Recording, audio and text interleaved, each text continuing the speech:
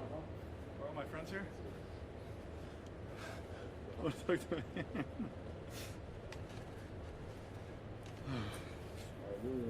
What we're seeing now that the baseball season has started, away from upper management and the coaching staff, as a leader of the team, have you started taking control or taking command with your teammates and letting them know that, hey, we need to stay safe, whatever your communication is, and making them aware of how serious this is, since there is no bubble?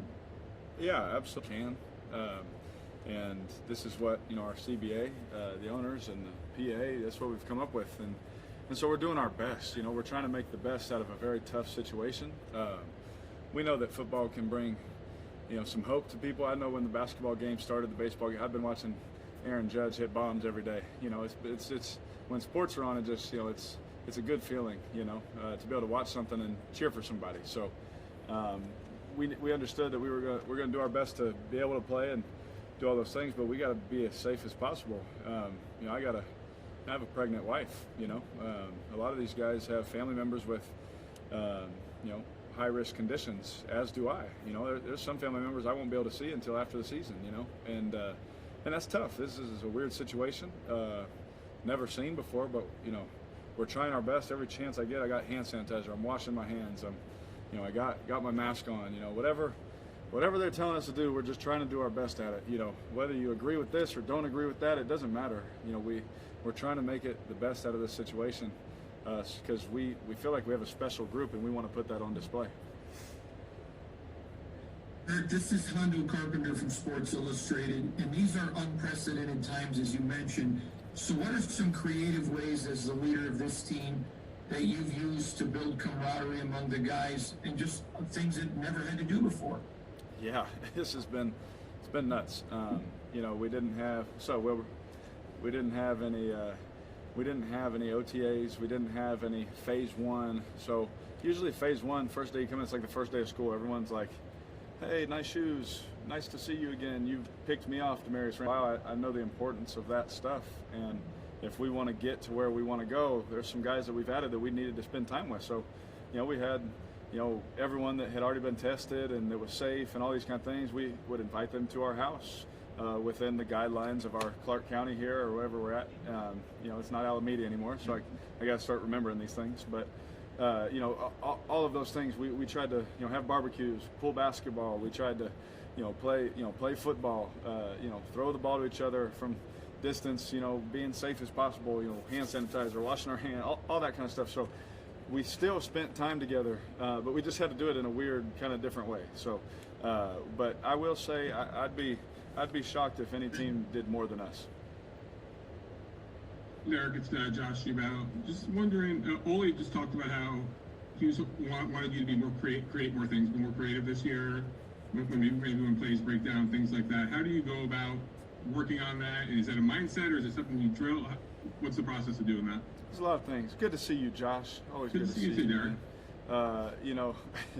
It's one of those things that you just gotta work on all the time. It's one of them things that,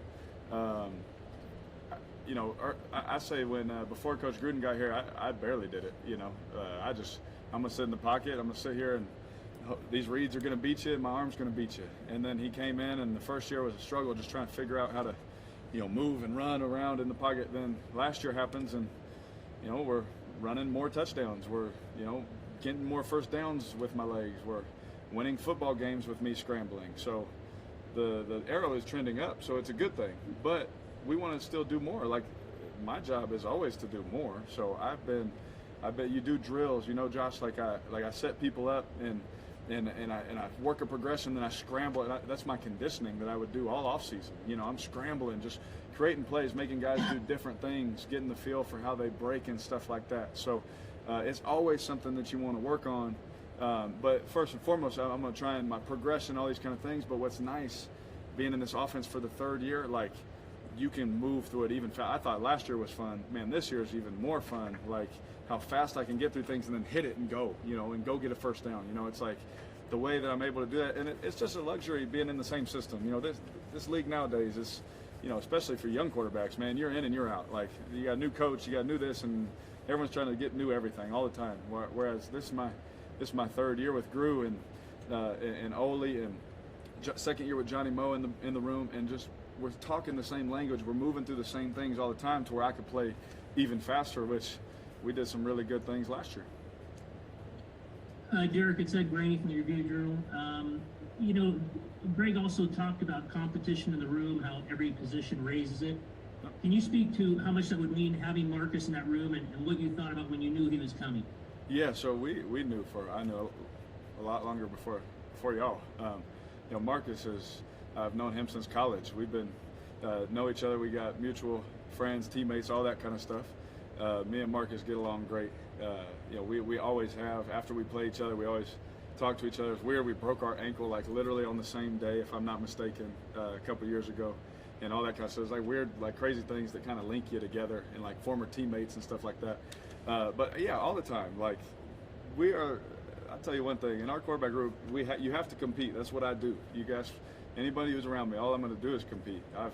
I've had multiple starters in the NFL come in here and be in the same room as me.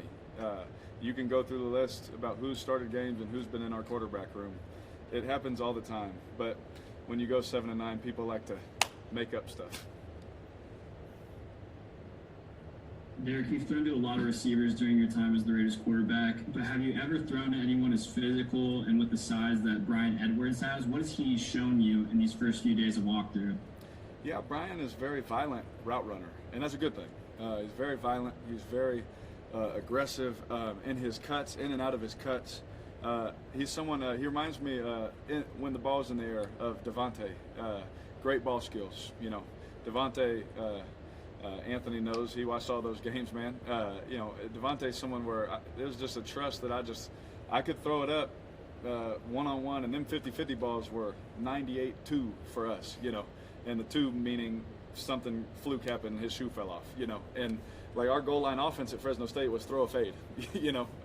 When Crabtree was here, it was our goal line offense was hand it off or throw a fade to Crab, you know. And he reminds me of that kind of guy, you know, someone who can not only use his physicalness in the route, but also when the ball is in the air. Some of those catches you watch him run. He runs a double post. He runs a fade against Tennessee. He runs a double post at home at South Carolina. You know, some of these things that I watched him on film do before the draft. You sit there and you're like, bro, this guy, you could tell, like, this dude is a freak talent. Like, why is he not talked about in the first round kind of a thing? And then you hear about the injuries and all that kind of stuff, and then you're like, okay, well, good for us. You know, so you get a guy in that room. But I remember Drew telling me, you know, he said, look, I like this guy and I like this guy. And the 2 guys he said that he liked, the next day we drafted both of them. So it was pretty impressive how that worked out. Hey Derek, Levi Damien from USA Today Sports. Greg Olson mentioned specifically the improvements the team needs to make in the red zone. What can you do to improve how the Raiders play in the red zone? Yeah, Levi, I think we did a great job of moving the ball, right? I don't think anyone can deny that. We were 10th or 11th in offense, right? But all that means nothing if we can't finish the drive, right? And that's what we're talking about, is inside the 5-yard line. That's us as a unit, man. Like we're taking it very seriously. And when you get a collective group of guys, so we played the first year, we played the second year. Now this year, coach is like, these are the emphasis, 1, 2, 3, and 4, and then he's grilling at us on us all day. And you got a group of guys, an offense, a team that you challenge us, we're going to go work our tail off to fix it. You know, it's been my whole career. You know, Drew, every year Drew's been here, he gives me something new to work on, and sure enough, it shows up because we work on it. And so it's another thing. I think we continue to move the ball like we have, being efficient in the pass game like we are, being efficient in the run game like we've been, but being able to finish those drives in the red zone is going to be a big emphasis for us all training camp.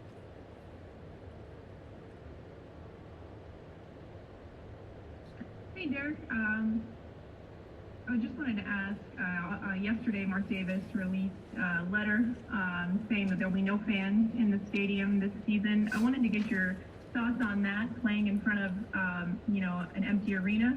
And then 2, was there any decision made? Were you even thinking about opting out this year? Several players have said that they thought about it. Others have said it didn't even cross their mind. Just your take on opting out this season? Yeah, so two-part there, right? One was the fans. Mr. Davis, he came out yesterday, right? Yesterday and said there won't be any fans. And I think he said before a couple weeks ago it'd be all or none, right? So I don't know what the discussions were. I just stick to my job, right? I don't know what those discussions were, but I know that if he couldn't have everybody, he probably didn't feel right saying, well, you guys can come, but you guys can't, right? And I think he's just trying to be as fair and to keep everyone as safe as possible. It's a tough decision. I mean, I don't think we can fault anybody if they opt out, if they don't opt out, if they say fans, if they don't say fans. I mean, everyone's trying to do their best, and we're obviously we're human. We're going to see mistakes along the way, but I think Mr. Davis is trying to do his very best to protect our fans, protect the workers at the stadium, protect the players. He's trying to do his best for everybody. So I commend him for that. Part two of that was, did I think about opting out? When this thing came up, I did not. I have a lot to prove to myself. I have a lot to prove to my organization. I'm going to be completely honest with you. I'm tired of being disrespected. So there was no question I was going to play this year. Hey, Derek, Cassie Soto with the Las Vegas Review-Journal. Just want to ask, the practices that you set up in the offseason here at local parks, how much do you think that really helps set up team chemistry, and especially getting the rookies involved ahead of training camp? Yeah, Cassie, I think it's a great thing. There are some rookies that if we didn't run those practices, they probably wouldn't have played this year, and if they did, it would have been later in the season. I think we're going to be able to get some play out of them, get some minutes out of them, so to speak, in basketball terms, that we probably wouldn't have gotten out of them if we didn't do that. It's just, training camp happens. The vets are back. There's only so many reps to go around, and especially with a shortened training camp, there's only so much time to get ready for this season. So we're really getting ready for our first game. We're trying to figure out who's going to play with us on that first game. There's no preseason and all these kind of things. So being able to do that, I'm telling you, like I said before, if any team did more than us, I would be completely shocked, and I probably wouldn't believe it. Derek Carr with the Review-Journal. You're out there practicing at the local parks. Now you're in the building. Are you sensing a higher level of talent around you when you talk about the Henry Ruggs and Brian Edwards and Josh Jacobs and Darren Wallers and guys like that? Yeah, it's good to see you, Vincent. It's when we break the huddle, it just it feels different. Okay, when we break the huddle, it's like, oh wow, oh wow, what do you want to stop? Because you want to play this, we're going to do that. You want to do this, we're going to do that. And also at the same time, we're just going to take this from you, and we have some firepower, we have some things. Everyone's healthy. That's a big point right there. Everyone's healthy. We gotta beat this virus, right? We have to beat this virus because we've seen what happens when people get hurt, and we're scrambling to find that position. We're scrambling to find it. Trust me, y'all know it makes things tough, right? Not only on myself, but on the coaches. We're trying our best to figure things out. If we can stay healthy, we can crush the virus. We can dominate those things. I'm very, very excited to be able to go put on display what I think we're going to be able to do, Vincent. I'm not going to say much more than that. We have to go prove it, but when I break the huddle, no matter what personnel group we're in, I'm really excited. Hey, Derek, it's Tashawn Reed from The Athletic. I know you said you're kind of tired of being disrespected, something that you said earlier. What is it that you, as an individual, what are you trying to show this season? What is it that you need to prove people wrong about this season? Oh, yeah. Tashawn, good to see you. It's not about proving anybody wrong. It's about just going and getting that Super Bowl trophy with my teammates. It has nothing to do with anybody outside, but on the inside, we just want to hold that trophy. Because what I'm tired of, the hype machine that sometimes the NFL can be, right? Like, I played way better last year than I did in 2016, yet all we do is talk about that. Well, we won 12 games, so yay, everyone's excited. Like, that stuff, I'm done with all that stuff. So you can say good stuff, like I said, you can say bad stuff. I think you can sense it in the last probably a year or so. I just don't care anymore. You say whatever you want. I'm trying to go win this Super Bowl so we can hang one of these banners in this beautiful indoor that we got.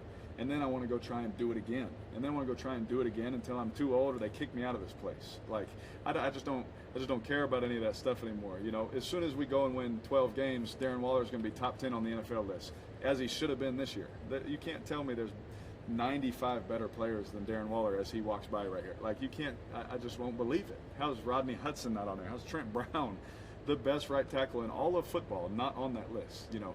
So it's this hype machine. As soon as we start winning, everyone's mad and ratings go up. Shocker, you know? It's like, I'm tired of all that kind of stuff, and I'm not playing those games anymore.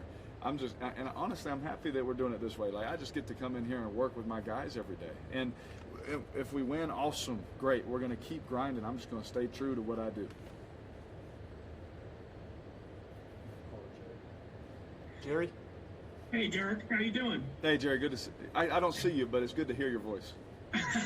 Hey, you know, last time we talked to you in Alameda, you talked about how you were looking forward for a change of scenery. I was wondering how the transition to Las Vegas has gone for you, and whether this is kind of like the best of both worlds. It's like a new start, but also with the same system for the third year.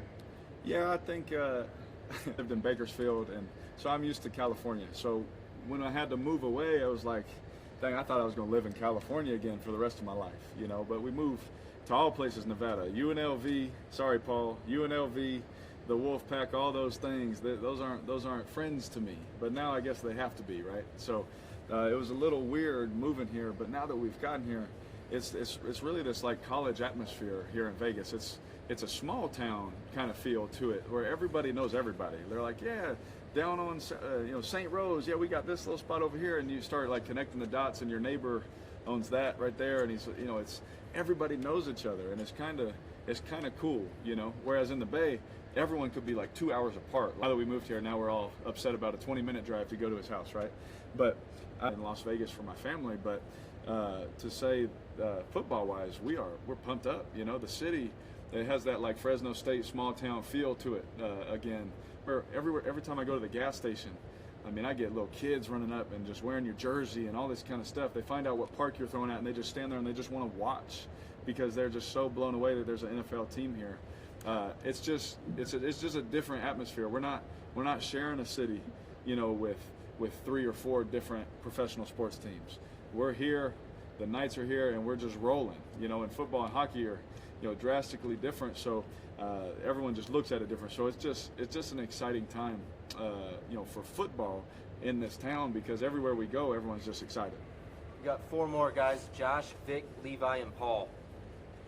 You talked about how you feel you played better last year than you did in 2016. You got some of the guys you have around you, the Wallers, the Trent Browns, the Hudsons, Josh Jacobs, guys like that. What's it going to take to get the scoring back to where it was at the under 20 points 3 years in a row? What do you need to do to get the scoring back to where it was maybe 2015, 2016? It comes down to what I think Levi's face went away. Levi was talking about. It's the red zone scoring. It's the red zone scoring. He popped back up in the shadows. I like it. You know, it comes down to the red zone scoring. We moved the ball more efficiently, more explosively, all those kind of things. It's going to come down to the red zone scoring. We can all watch it, we can all talk about it, and hopefully we're talking about like the improvements, because we moved the ball like crazy against defenses we shouldn't have moved the ball against, so to speak, if you look at numbers, right? But it all comes down to, you take those possessions that we didn't finish inside the 2-yard line, and we get 3 points, we get 6 points. You look at the scores, how drastically different our scoring points per game is, and we didn't do it, so it doesn't count. We have to finish those, Josh, honestly. It comes down to the inside, that tight red zone scoring. We have to finish with touchdowns inside of there. Has to be better, has to. And that starts with me taking care of the ball, and it starts with me getting us in the right play at all times.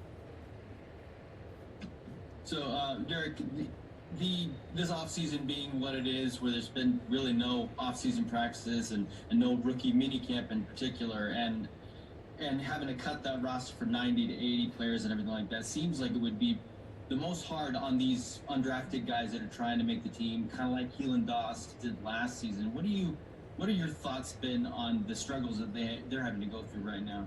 Yeah, Levi, I'm glad someone's talking about that, because it's not fair, if we're being honest. Like it's tough, but that's life, you know. Like, life is not fair. Life is tough sometimes, and some of these guys, they're not going to get the reps that they used to get. You know, here they will. You know, I'm talking generally in the NFL, right? Here we get so many reps that they're going to be seen. You know, they're going to make sure here that they see everybody and what they're capable of doing. But without preseason games, without all that extra playing time. Because in the last 2 years, what did the starters play in the preseason? We played a series maybe, and so that's a lot of game time reps that these guys, Keelan Doss, got to put on film. I mean, what the show that he put on in Green Bay, or in wherever we were, in Winnipeg, in Canada on a 40-yard field, right? The show that he put on there, and I can go on and on about that. But you think about like these undrafted guys like Jalen Richard, right? You think about Jalen Richard, like what if he just came in and we have a stable full of backs like we did that year, and it's like, oh well, I guess he's not going to make it. It's really tough to be able to tell. So it'll be interesting to see what happens on some people's practice squads. If they can hide somebody, if people are stealing from practice squads because they know something, it'll be fun to watch that, I guess, more for you guys and for us, I guess. But it's going to be really weird to watch that dynamic play out, because I don't know if there'll be as much stealing, because you won't be able to have film to go off of, so you don't even know if the guy can play. So it'll be an interesting dynamic with this season for sure. Hey Derek, what changes are you making as far as on the field due to the COVID? I saw that Drew Brees quit licking his fingers cold turkey the last 3 months. Is that something you worked on, or what's going through your mind as far as that goes? Yeah, it's tough. So there's different things you can do. Obviously, some habits are like bad, and you do that. Some centers do it, and the way they have like these little wipes, these little deals they can put on the ball every play, and these kind of stuff. They have little. We're honestly, Vic, going through that right now. What's that look like? What does that wipe do? What if it's raining and you try that wipe? Does it make the ball just fly out of your hand? Because if that's the case, then we can't do that. And so what if it's in the runner's hand? Does it make it slick in his arm? So again, this is unseen things. I guess we're the guinea pigs trying to figure it out. So we're trying to figure that out.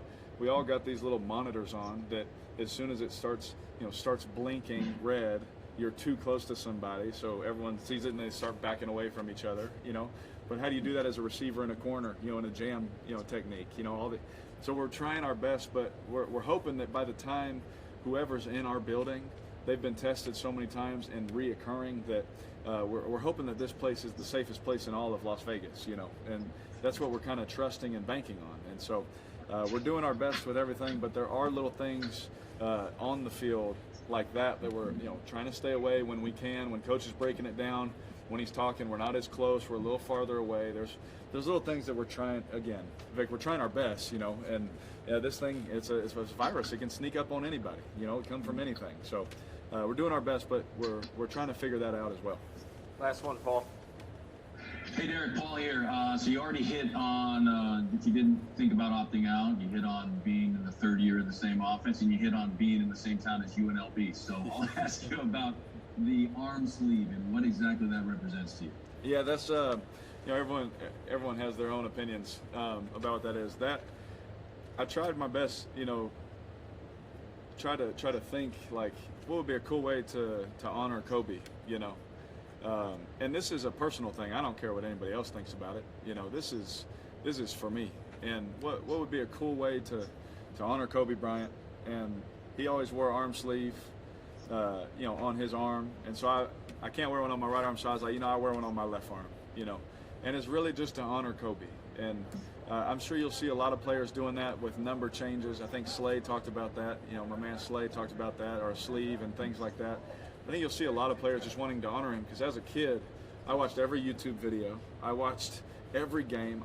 I would tell my dad by the way he ran down the court, oh, this is going to be a post-up fadeaway. He set him up last time. This is a fadeaway. And it would happen. I just watched everything, and he meant so much to me. And then when I got to know him, I got to talk to him. Then he followed me on Twitter. That blew my mind. That was the day of my life, so to speak. But just getting to know him and talk to him and have conversation with him, just what he meant to me as an athlete. The Mamba mentality is trying to be the best version of yourself every day. And I have a big old poster in my office, or in my weight room now, with that Mamba mentality mantra on it. And it's just a way that I could honor him. And so I wear it all year, and for the only reason to honor him and just what he meant to me just as a kid growing up. And that's the extent of it.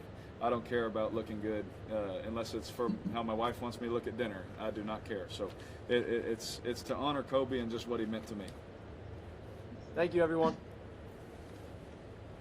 Good? Oh, see you guys. Thanks. See you guys. Thank you, Derek. Yep. Yep. Thanks, guys.